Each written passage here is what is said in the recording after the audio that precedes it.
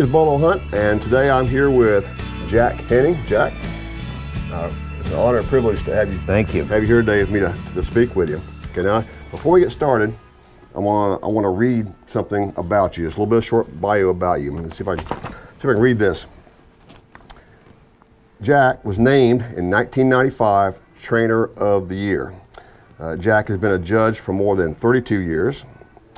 He served as a board member of the Florida Appaloosa Horse Club, the Central Appaloosa Horse Club, and was founding committee member of the Florida Orange Blossom Circuit. In 1964, while training with Sam Chastain, he took Stallion High Time to a world championship. Together with Jack and High Sign, they've shared more than 50 national and world titles, 29 bronze medallions in events ranging from working cow horse, timed calf roping, and judged calf roping to senior reining. 7 registers of merit, 2 National Reining Horse Association bronze trophies. After finishing in second place for the coveted NRHA bronze 4 times, High Sign won his first in 1988 at the age of 16 and his second in 1989. In addition to all that, both with High Sign and other mounts, Jack has earned numerous national and world championships, 3 National Reining Horse Association bronze trophies, and won the All-American Quarter Horse Congress Open Roping Classic. Okay. As if that was not enough, in addition to that, he also played first place in the Appaloosa Nationals Working Cow Horse. He was Rider of the Year with the Appaloosa Reining Horse Association, and he was inducted into the Appaloosa Hall of Fame in 1999 and Florida Reined Cow Horse Hall of Fame. So, did I about sum that up? Well, that's pretty well got it. Okay, I got to tell you that's amazing. And again, I mean, I'm a trainer. I've been a trainer for quite a few years, but this just blows me away. This is totally impressive right here. So, let's just start with where it all started. Okay, you currently live in Zolfo Springs, Florida, correct? Yes, sir. Okay, and I know you said you're from Texas, so tell me where you're from and where you grew up and how you ended up in Florida. Well, I grew up in Austin, Texas, and graduated from high school there in 1952, and attended Southwest Texas College in San Marcos, and I just don't remember not having horses around from in my earliest memory, and we've had horses all my life. That it's just been something that it's been part of my life the whole time, and it's been never any doubt that that's what I wanted to do. Early on, I didn't know exactly what part of it, except as being a calf roper. That was my #1 passion for years and years until age took care of that. Okay. But those are the things that. When you were a kid, did you? I know, like I mentioned, when I was a kid, I'd start on these little Shetland ponies, and those crazy little things. Did you actually start young enough with ponies, or did you start initially with the horses? No, we had a just of course in those days, you know, and I'm talking about a long time ago, is that was in the latter 30s, is that there weren't many registered horses, and we had a mare that's who I learned to ride on, and then later on, as I got older, 2 of her offsprings, they were part of my calf roping career. Okay, so you start off right with the horses. Yes. Okay. I assume, or was your family into horses, or this just all you, or did you grow up on a ranch like a lot of people have, or what? How was your family? No, we had, of course, my dad was raised, you know, kind of around horses and stuff, and in fact, some of our ancestors.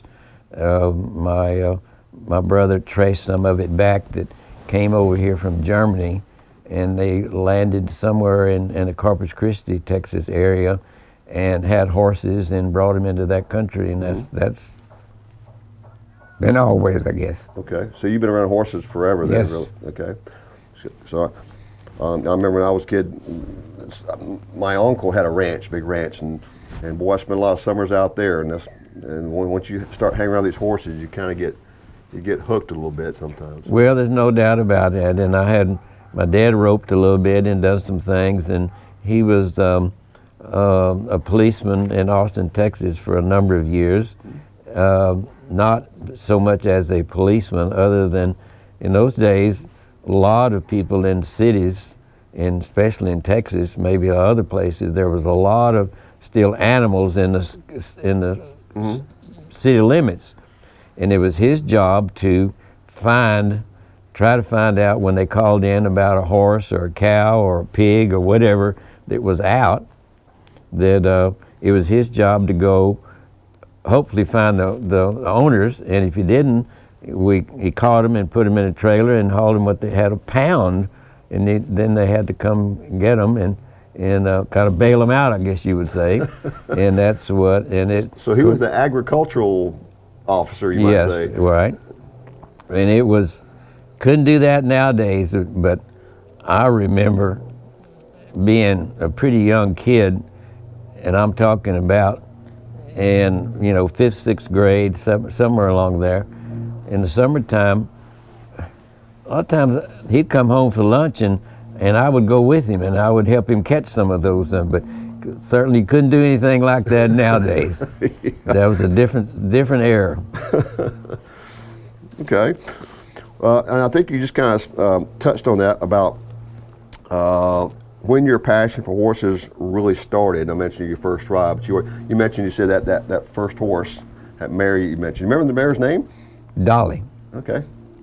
And what was your first impression when you started riding?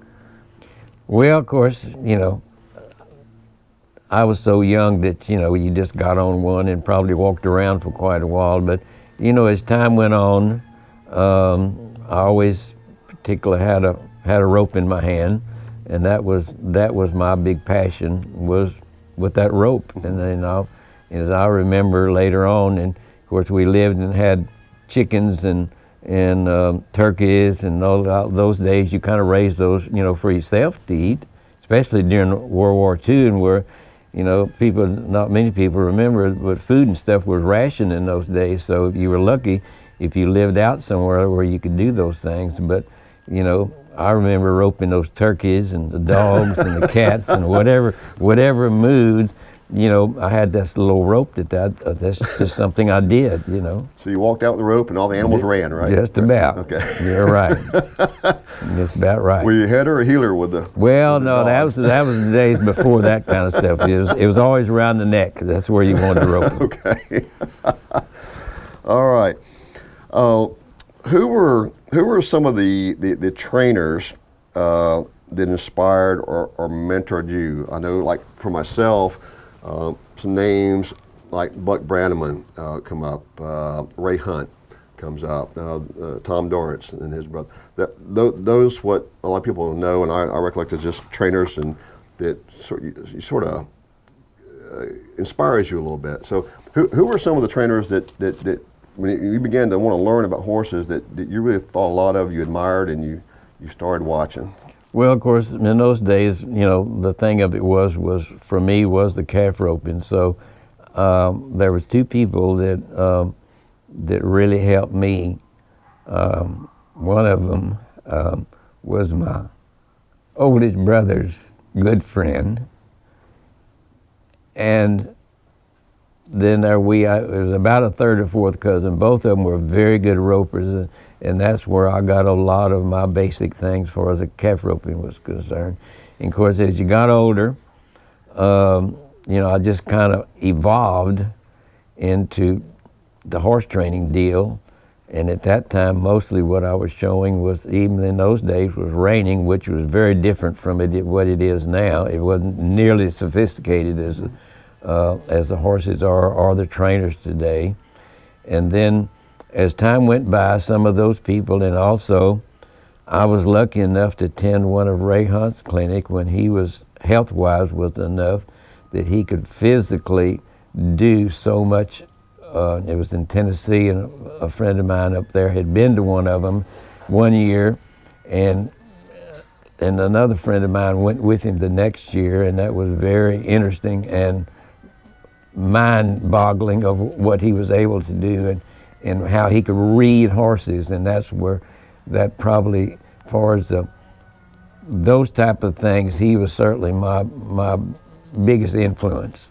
And then, of course, Bill Horn and all those guys were coming along, and when I got started really into the reining part of it, that they were the king of the hill at that time, so that's who you wanted to be around. And I knew Bill personally, but never was around when he was training, except I watched him at the horse shows get horses prepared a lot of times. But and a lot of what I've learned over the years is observing, and I always kind of looked at it. There's a big difference between watching something and observing. I like to watch football and I like to watch golf, but I can't break it down. But those other things, like what I was really interested in doing, that's what I did, observe those things, and you tried to see what they were doing, and is get those much information and go home and try it. Mm-hmm. And it was a lot of trial and error, but I've been so blessed in my life of having some great horses that just kind of came along, and individuals that were very talented in physically what they could do, and so and then I just all kind of involved in moving into the working cow horse, and all those kind of things. I've been lucky enough as I got older that I couldn't do this thing physically. I was able to keep moving into something else that I really enjoyed, and I love to compete. And that's how kind of my life is evolved in the horse industry, of which has been a number of different things, but that's how it just was. I was just fortunate enough to have around and be blessed with some great horses. Okay. Well, you mentioned competition. Do you remember what your first actual competition was? Well, the first, far as I learned, we didn't have a roping pin at home, but we roped on Tuesdays and Saturday nights at this fella that he did it for a business. And that's where I learned to roping, at the, as far as the competition part of it. But most of that was just you were training yourself and probably your horse. And it was just a learning process as far as I guess the competition of really anything is when I was a senior in high school. I was they have, of course nowadays they still have it, but they had started the Texas High School Rodeo Association, and of course they had a national association also. And I attended my senior year, and I was the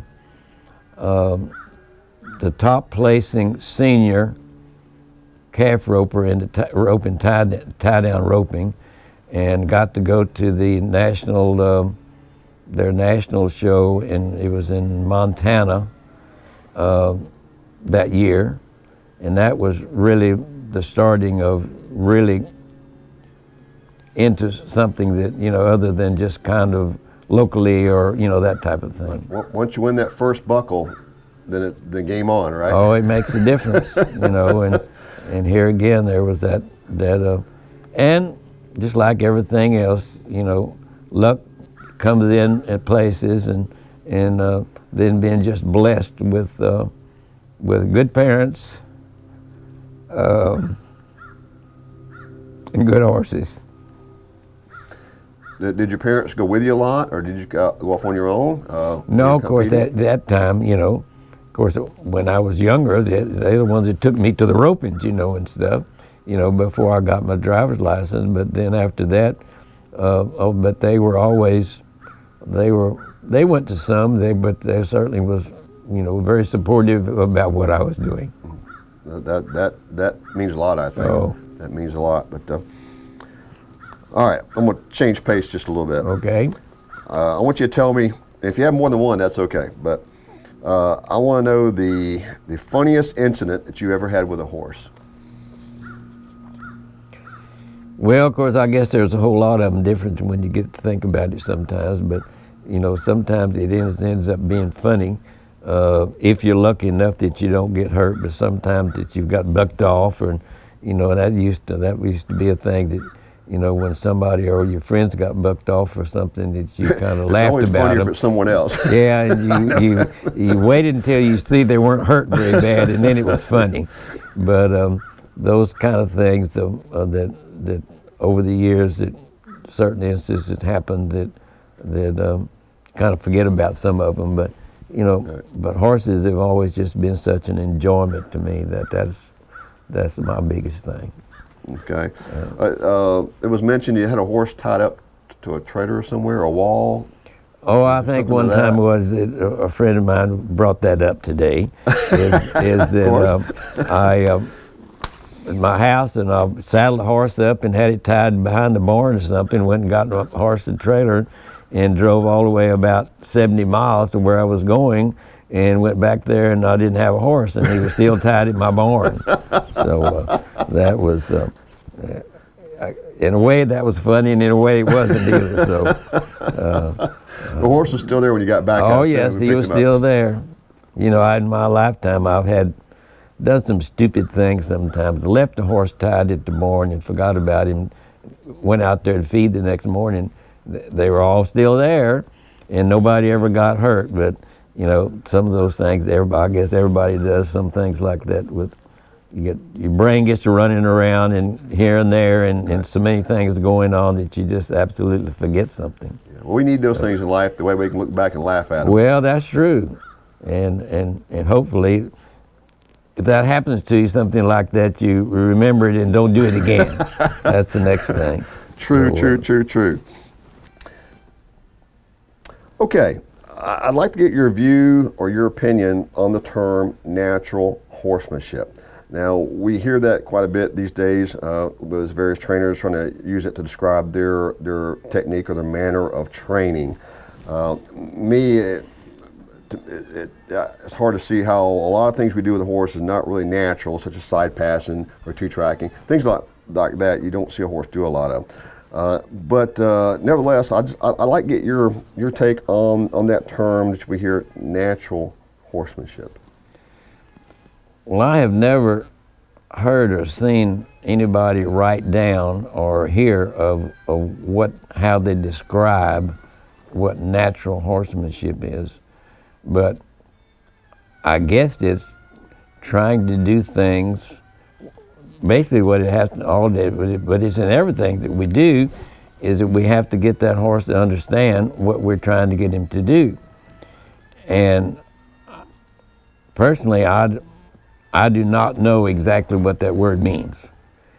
And what I do is try to get this horse, give him the best chance to do the most things. We can't make this horse turn flips and those kind of things. But most of the things that if we can get him to do it, he's physically able to do it, or we could never get him to do it. So it's just a matter of what we want these horses to do and present it to them that they can understand in a way that they can understand. And like when you put the word natural to it, I don't know. But some of those things that they can do is that we have to get them to where they will do it the way that, and time-wise and everything, when we want them to do it now, not after a while. So, you know, my goal has always been, or I've thought about this a lot, I want a horse to end up doing no more or no less than what I tell him to do. Now, there's a lot of this asking about we do to horses when we're getting them trained, but the ultimate, when we get this horse trained to do whatever we want them to do, they need to do it when we tell them. And it's amazing to me what people can do to horses and how trainable that they are, that if we know how to teach a horse something, that horse can understand it. But it takes a lot of time and effort. You know, you could touch a horse, reach back while you're on him and touch him on his rear end, and you could teach him that that's the cue to rear up. So horses, it's unbelievable to me what horses and some of the liberty training that some of them do. And I see this one guy from Australia on TV, he's an entertainer, where he's riding this one horse and he's got 2 or 3 other horses out there. It's like a wagon wheel. He's loping around and those other horses are out there completely loose, and they're staying right up against to where he is. And I don't know how you do something like that. But it's just amazing to me of what horses are capable of learning, and it all boils down to how we present it to them and how we present it to them so they can understand it. And it's just, horses to me are one of the most trainable doing things that to get it where it becomes very easy for them to understand. You know, you take horses that, you know, like those really good rope horses, they run so hard and stop so hard and back up, and you present it to them right and they know their job. Horses, they enjoy doing their job. You know, I think about those jumping horses. Things are jumping 5 or 6 feet, and when they're going to that jump, those riders are not they're not kicking them to make them go to jump that thing. Of course, they had the basic training, and they had to do it long and get those horses to want to go do that. And that's a whole lot of this stuff, is that in certain horses are just like people. Some of us like horses, some people like to play tennis, like to play golf. So you have to find out what this particular horse is capable of doing and kind of direct him to do that. You know, I've had a horse sold here a couple of years ago that just was not good enough to be a reiner, not good enough to be and I'm talking about a really nice horse. And I sold him to one of the shooters guys that, you know, competes in that. She has won a ton of things. Her spot found a place to something that she liked to do, and she's been in a couple of different places, and I'm not talking about just locally. I mean, she's won some of the big time stuff and won things. Right.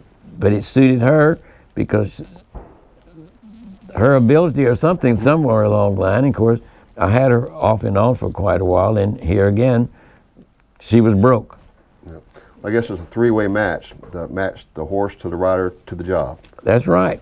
And it's whatever, if they don't like it, they're not going to be very good at it. And there's no way, you know, nowadays we've got these horses bred that some of them want to be pleasure horses and some of them want to be cutting horses. And if you want to go to the top of the list, you better have one bred to do that specific thing or it's not going to work.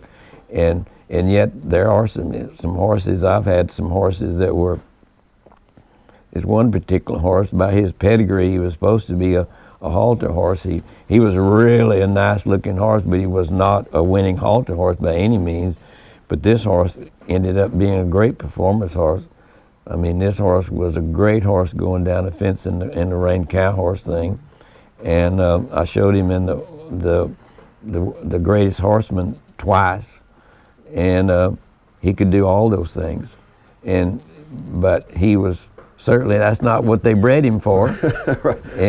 And he just didn't make it in that, and I was lucky enough to, one of my customers ended up with him, and I ended up with him. So, and he was a very outstanding horse in those things. He was, you know, he rope heels and head steers on him, and he was very good at both of them. He could run fast and was a big time trier, and wasn't all that big, but I never hooked on to a steer that he couldn't pull across the ring either. So it's you know, some of them, they just, something about them that they just love to go do something. Mm-hmm. Okay.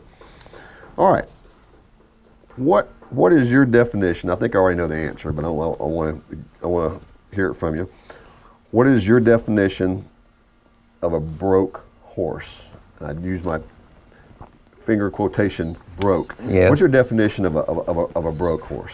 Well, of course, that's back in the early days, I guess, when that term came along, that was almost what some of those horses in those days, and I'm talking about, you know, a long time ago when that word came around, and I'm sure, as far as our Western deal, I'm sure it was back in the 1800s, and you know, where that word came in, and some of those horses were you know, they weren't easy, and I think that probably, and I remember reading some of the old-time cowboy paperback books, and they were talking about about horses being broken. Actually, they kind of almost had to break those horses' spirit, because here they were out there wild, and they were 8, 9 years old before they ever tried to do anything with them. And I think that's probably where that word came from. But my definition of it is this horse that you can almost go do anything that you wanted to with him if you wanted to.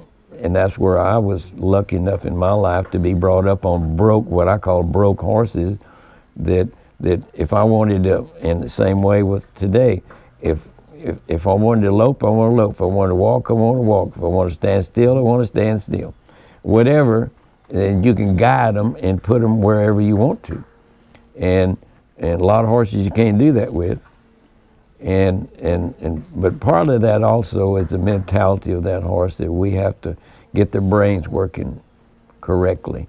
Here just recently I saw on one of Chris Cox's programs, and I didn't catch the first part of it, one of his clinics, and this lady had this horse, and Chris got on him and really had to do some stuff to him, and had done some groundwork, and he mentioned in there that had to slow this horse's brain down. He was running 100 miles an hour. Mm-hmm. I've seen and those. he did some things, and the lady, and then they interviewed her later, and it said that she was thinking about maybe selling this horse, and after she saw what this horse was capable, of course he didn't cure it in that one Right. session by any means, but he got that horse on the right track, and you know, told her what to do, but he was getting that horse's brain to start working correctly. Mm-hmm. You know, we take some horses just suck up like a sponge information or what we're trying to do to them. Others, they're always looking a way to get around it, and there's a lot of resistance in them. And people are the same way. Ask school teachers about that. But if that is the biggest deal, if we can get that horse's brain working correctly, then we can accomplish so much more, and it takes time, and some of them are just better and I don't know.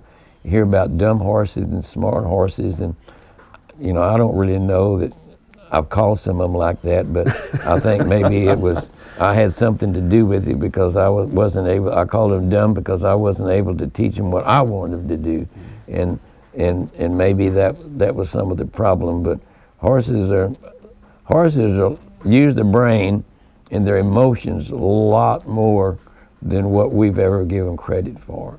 And if you just stand around and watch some horses, how they can open gates. They'll keep messing with a latch or something with their nose until they've got the thing open. And you know, but they think a lot, and they certainly have emotions too. That there's no doubt about that. Okay. Do you have a favorite breed, or, well, I'll start with that. Do you have a favorite breed that you like to work with? I've ridden just about any and everything, and only thing that I want to have a horse with a lot of ability, and I don't care what he is. Probably I'm associated with Appaloosa horses more than anything else, because of the one particular horse that I had and showed for 15 years. That was a very, very outstanding horse, and it made no difference, you know, that he was a very loud-colored Appaloosa horse. And I took him to the Quarter Horse Congress and showed him in the open there. I took him there 3 times and was second twice, and made the finals, you know, the short go of the finals every time I took him. And I never felt like that it had anything to do that, the judges don't like Appaloosa horses. It's been my experience. you put the product out there, and they'll like them if they're good enough. And that has a lot to do with us. But you know, I've ridden just about any and everything, and you know, of course, I'm partial to the performance horses in our western field. Although now I'm showing, and because of age, if I had my choice, I'd still be calf roping every day, but that's an impossibility. But I'm showing some horses in the western dressage now, and that's all slowed down, but it's a very precise thing. And mostly what success I've had in it is because I had my horses broke. And now here again, that name they broke, that I could guide them where I wanted to go, and that all that the western dressage is a very precise thing. That you do certain circles, that there are certain sizes, and you do things at a marker that you either start or stop, but they have to be, if you don't have them really under control, then you better stay at home, because you're not going to win anything. I hear that. I hear that. So, what? And I think you've already answered it, but I want to ask it again. There's the training aspect, and then there's the competition aspect, and you do both. Which do you like the most? And I think you've already answered it, but you can expand on that just a little bit. Well,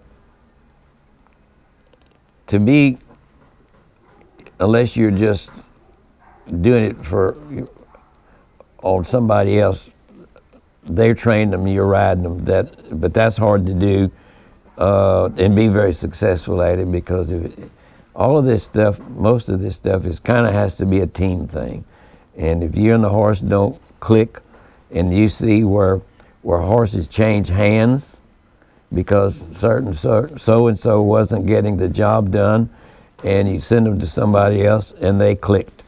And sometimes it's personalities, and you maybe take another horse and with the same two people and switch them the other way, and they're successful with them. So it's just a matter of just getting things lined up right, kind of get the stars lined up between a horse and a rider. And it's been I think that all what I call really good horses in my life, I have really liked them, and I think it came back the other way. I mean, as an animal. And I know one of the great team ropers had an article one time about, and it had nothing to do with team roping, actually, but it was about horses. And one of the things that he said is that he had this horse that he got him when he was like 10 years old, and he retired him when he was 20 or 21. And this horse, he was in the practice pen. As you got your ropes together and laid him out going back to the barn, just as you was going out the gate, he would stop and stretch out as far as he possibly could. Then he would get up, he'd go where you were going. And what he said, don't take things like that away from a horse, because it had no effect on how he rode or whatever he did, but that's something that horse wanted to do. And you know, now if it's detrimental to something, then of course you don't let them do it. But most of us probably would have, come on here, you know. But he let that horse do that, and he said he would do it every time you came out of the practice pen. And there's that personality of that horse. Don't mess with it. If that's kind of, you know, if they kind of want to do some things, and you know, horses, you know, some of them kind of do some kind of funny things, and as long as it's not going to hurt somebody or have some effect on their training or how they do it, you know, just kind of let them do it. You know, it's you know, we can be too much of a regimental a lot of time with horses, and I think it affects the way that they do things. Is that we have to let them have some I know that was one of the things that when I went to Ray Hunt's clinic, and I had his little book too, and one of the things he was talking about is a horse can be your friend if you just ask him, but friendship is built on respect, and it has to go both ways. But we also have to keep that little bit of that we're boss. In some horses it doesn't bother very much. Some of them you better make sure that they know, or they'll get to fooling around and not paying attention and all that kind of stuff. So those are the things that I really look about horses, is in trying to get them to always. And I have some horses that and you have horses that maybe like some people and that they don't particularly like somebody else. But a lot of it is how we treat them, and respect is that thing. And that horse learns, just like the training part of it. If he does the right things, he gets praised, and if he does the wrong things, you pay the price. You're going to, or we should show them that they're not, what they were doing was wrong, and that's not acceptable what they did. And pretty soon, most of them get to the point of they learn that, and they're always kind of looking for the easy way. Right. And if we can show it to them, most of them will take it and grab it and go. But I've never had what I called a really good horse that was disrespectful on the ground or any other time. And I think that carries over when you really want to get to doing something about that being respectful on the ground also. Agreed. So, what, and again, I read off the list of achievements that you had in your lifetime.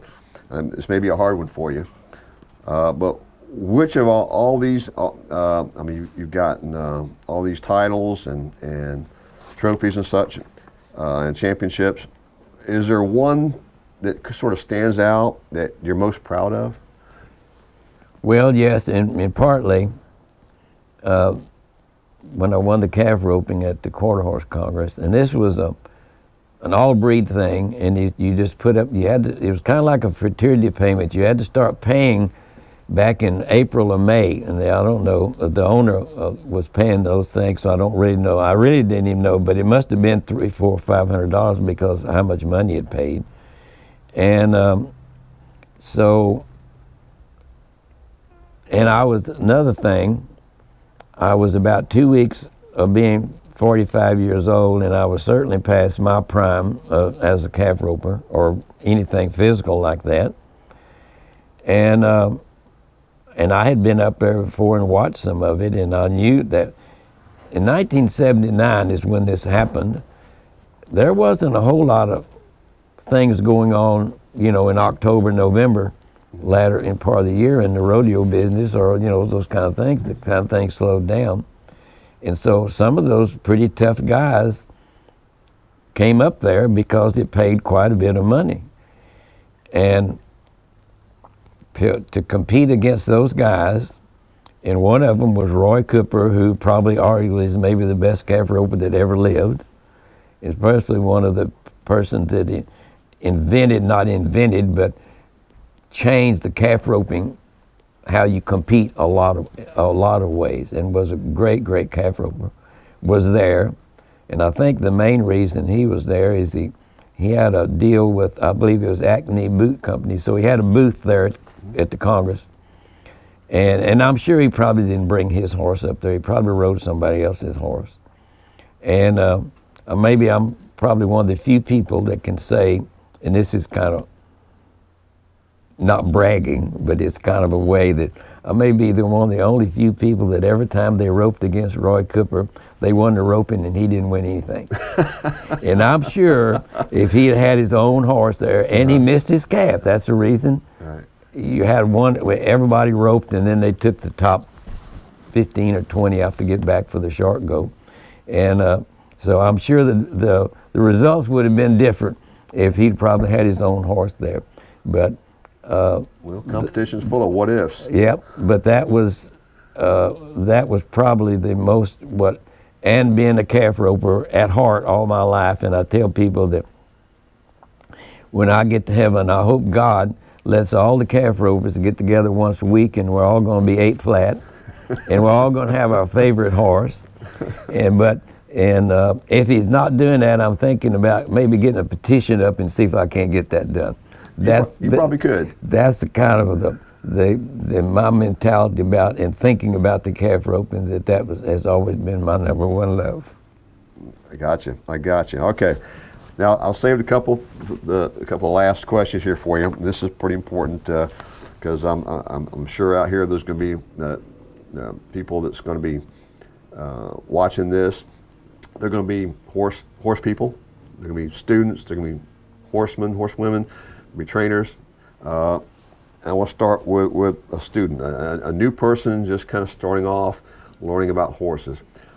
If you could give me the top 3 pieces of advice that you would give someone brand new just wanting to start off in the horse world, and just from the training aspect and from a competition aspect.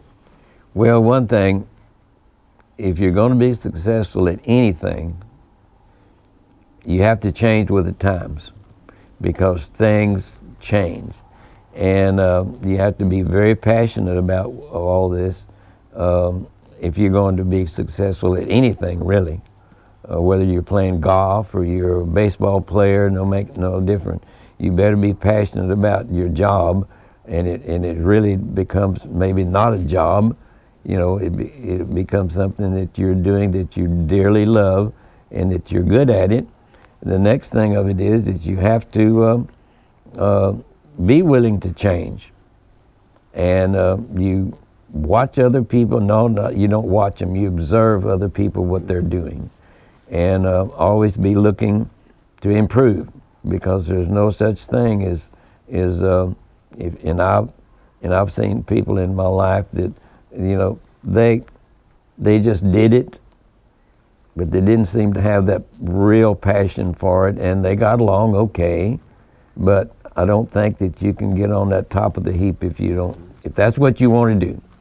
Now, the competition part of it, that is something that you have to control, because you can really get nervous when you get into and I'll have to tell this story on myself.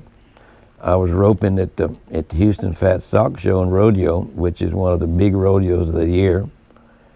And I had just gotten married about a month before that, and could certainly use the money.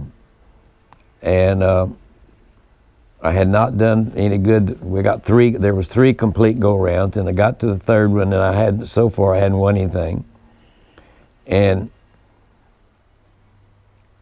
I happened to draw up where I roped during the rodeo at every time. Some of the guys, the way that things work, they rope what they call during the slack, when it's after the rodeo or maybe even a certain different day. But I happened to draw up every time that but anyway, I got this 3rd one roped.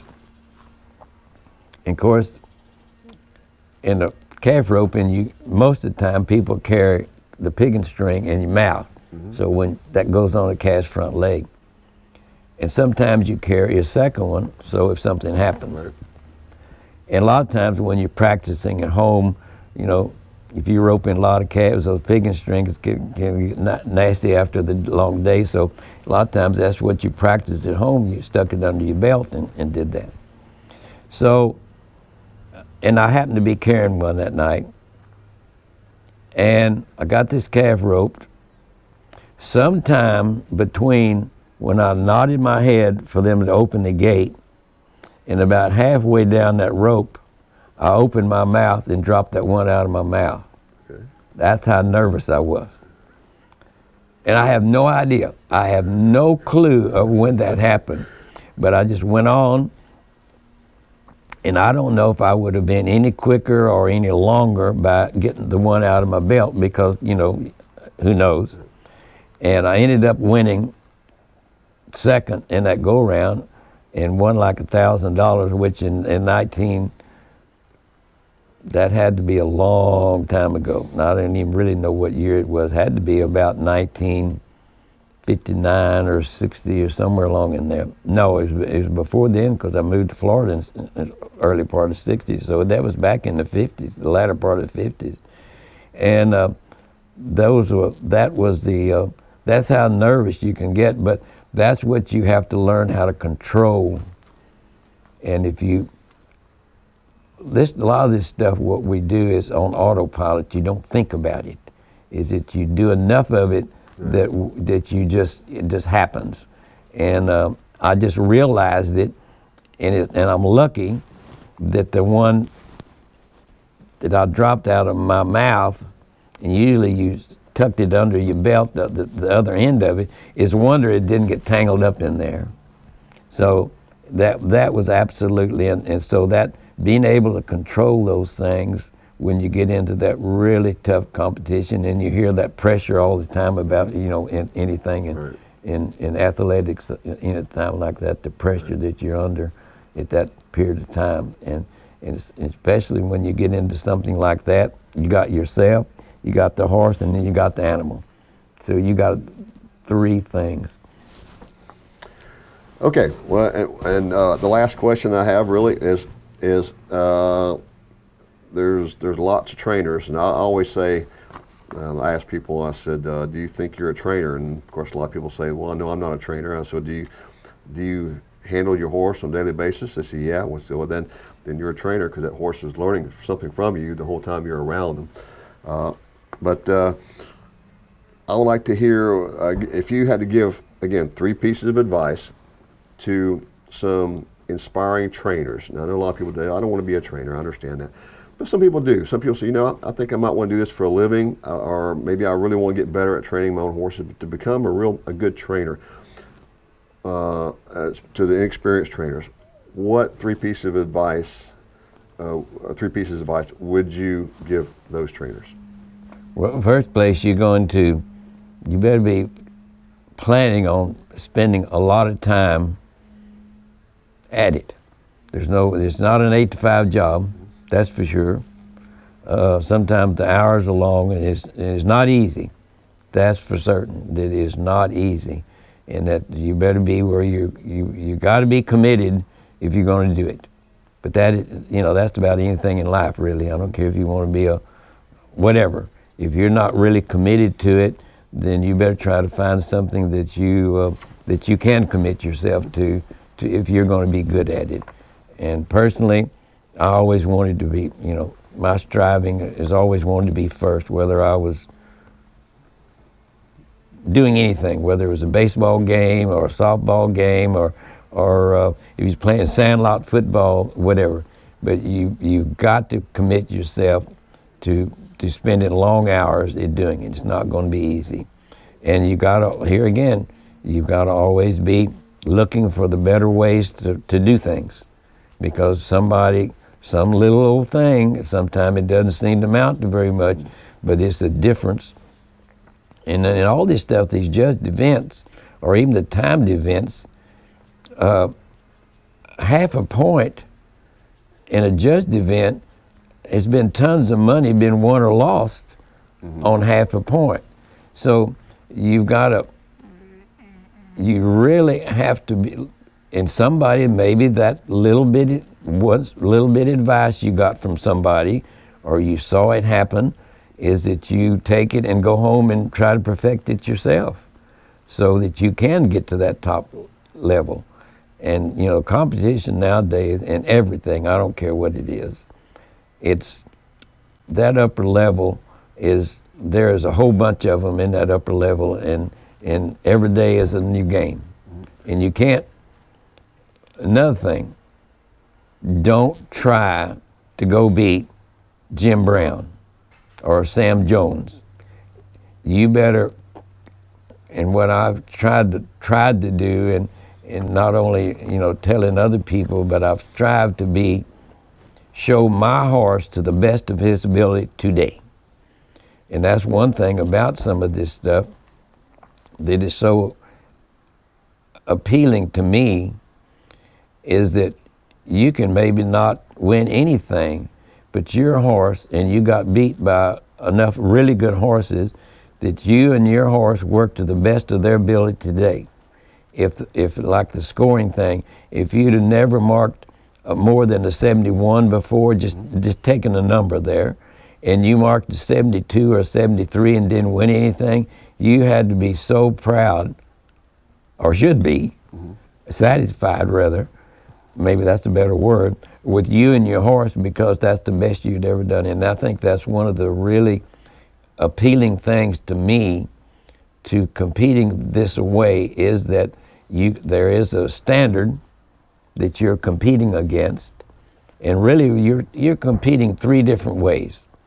You're competing against, most of the judging thing. 70 happens to be that kind of a neutral thing. It's not really good, but it's certainly not bad either. So, and it's like, I compare it to golf, that those different courses have par, and then you go up or down from there. And that you just have to be don't let that really bother you too much because you didn't win some, but as long as you keep improving, that's the thing that you have to do. You have to do that improving part of it. And the only way that you do that is you got to be committed. And another thing, of course, the young trainers usually they probably don't maybe get the best horses, so you got to work harder. And that's just about anything that you, there was a piece on Cowboy Channel the other day of Tom Ferguson, who was one of the great ropers and steer wrestlers, and won the world championships and all that stuff. And I remember in one of the things with Roy Cooper, Roy said that he was faster than Tom was, but he said he never beat himself. Mm-hmm. And the way that he did that, and they all said he had such work ethic, it was unbelievable. And he was the one that really set the bar at that time about, you better be in that practice pen every day. And you have a purpose when you go there. Don't go out there just to be doing it. And he just had that great, and that's how you get that mental part of it, is by getting so good at it and so consistent. And boy, I can remember some of my time that when, in the roping especially, that you would go, that maybe you didn't draw the best calf today, but I just knew that I have the best one the next day, and I usually did. That confidence level is so much in anything like where there's competition. But you get that confidence by doing a lot of practicing, and a lot of work is involved, and you have to believe in yourself. So that's some of the things that if you're going to be successful, you better be doing those things. Like the old saying, if you're not practicing, your competition surely is. You're right. You're exactly right. And they had some footage of Tom competing, and he won a lot in steer wrestling. And he didn't weigh but 185 pounds. So he was not a big guy by no means. He wasn't a little guy, but here again, he was, most of the steer wrestlers are a lot bigger than that. Oh yeah. And but he was such a competitor, and he was that consistent that maybe he didn't win all of them, but he was going to get a piece of it, and that's what it counts and all that kind of stuff. He had a good technique. Because nobody can be first all the time. That's an impossibility. You like to be there, and of course, and it the old kind of it's easy to be a good winner. And the old joke around the ropings, it used to be where you maybe just go to a calf rope, and it was the winners laugh and tell jokes, and the losers say, let's sign up and rope again. So that's the kind of the way you kind of have to look at that, but you can't, and it's like the great golfers. They can, and sometimes, they make a terrible shot, but the great ones can overcome it, and they don't let it, they can throw it away and go to the next shot. You reference golf a lot. Do you play golf? No, I don't. But I know, and I know people that play golf that don't like to watch TV, but I like to watch it on TV because I realize how much work it got to get, those guys have to do to get to that point and stay there. You know, there's no telling. You know, another thing, it amazes me that a quarterback can throw that ball that far down the field and to just lay it up in the guy's hands. You know, and you know, it doesn't go through his brain that Sam can run faster than this other end, so I have to throw it a little bit further, or, you know. Well, I tell you what amazes me is that a cowboy such as yourself can live a lifetime and achieve all these things that I mentioned. That's what amazes me. All right, and I just want to say to everybody that's going to be watching this, and the aspiring horsemen, horsewomen, trainers, and so forth, it's like you mentioned earlier, if they seek out the best trainers they can, spend time, as you mentioned, observing, and even better than that, if they ever have the good fortune as I have with you today, sit and have a conversation and listen to what they have to say. The good trainers listen to what they have to say and let it sink in. Then with a little luck, we might achieve just a fraction of what you achieved in your lifetime. Well, you know, it's the thing of it is, and I guess the rodeo part taught me some of this, that if you want something, you can almost ask anybody, and whatever you're wanting to do, and if they know that you are sincere, they will give you the good advice. I agree with that. It's a lot easier to teach someone who's willing to learn. Oh gosh, yes. I understand that. One of the regrets of my life, or partly, is that, of course, when I moved to Florida, you know, that's something you can't go see your family every day or once a week and stuff, and moving away from my family was one of the things that was really, it was a tough decision to do that, because I had 3 older brothers and a sister was alive at that time, and she was like 2 years older than I am. Both of us are still alive. But one of the regrets that I have, or disappointments I guess you might say, is that Mr. Chastain and his wife had bought some of these Appaloosa horses out west, and he was looking for somebody to train those horses. And that's kind of one of the real kind of a funny ways that I got to Florida. But the thing of it is, I got here the 1st of November of 1962, and this guy was a very healthy person, took care of himself, was just a person that was, in fact, his name was Robert L. Chastain, and they called him Sam, and he got Sam because they had been in Georgia as a young man, and they unloaded, in those days, they didn't have these big hoppers and stuff like fertilizer and stuff. Most of it came in bags, and it came on railroad cars. And I'm talking about back in the 30s. And everybody else carried one. I don't know exactly what they weighed, but they were pretty heavy. He carried 2, and so he got the nickname of Samson. That's where he came up with Sam. He took care of himself. He wasn't overweight. He just was a healthy-looking person. And I think I never knew exactly for true, but I think it was lung cancer that he got.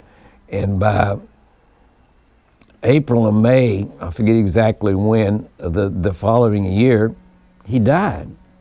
And he had the money. They went everywhere to all the big cancer facilities. He never got to see his own.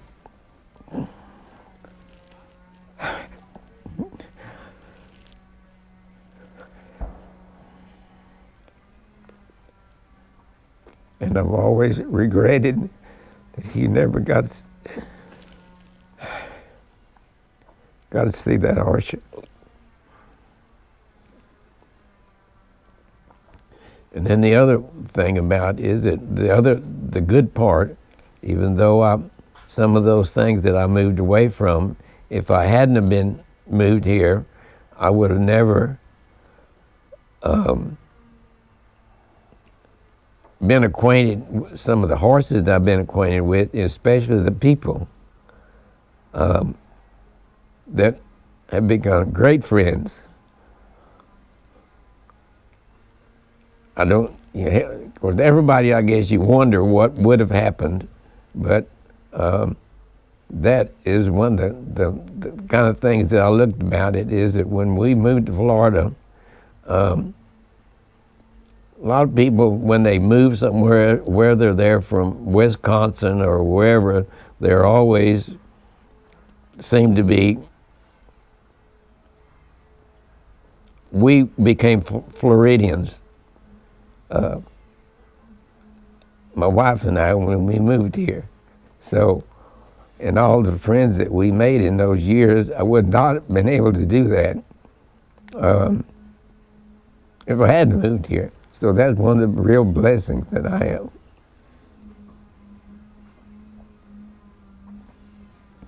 And I'm glad I got a chance to say this.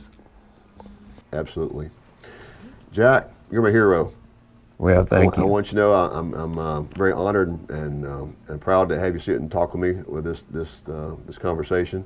I've learned a lot just sitting here listening to you myself, an awful lot. I wish, matter of fact, I think when we go off camera, I'm going to keep on listening to you for a while. All right, thank you. Thank you very much, Jack. And I appreciate it too, and I enjoyed it.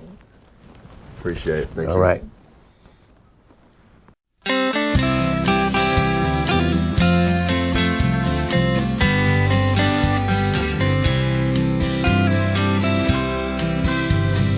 If I had a reason, I'd be wrong as I could be. Since I don't, it's just a random thing. Time will tell if there's a cure for a saddle tramp like me. No one knows what makes a cowboy sing. No one knows what strikes the pros that stands the test of time, or the tune that has that old familiar ring. Heaven help me if I need a reason for my rhyme. No one knows what makes a cowboy sing. When you pour your heart out to the world through the words to some old song, well, it's highly therapeutic, I suppose. But you're somewhat obligated to tell what's right and what went wrong. So sometimes it's like getting caught picking your nose. When your heart aches for the passing of the look in someone's eyes, or the certain way that the light shines on the hill, and you figure out it ain't just about keeping some old cow alive, or trying to find a way to pay the bill.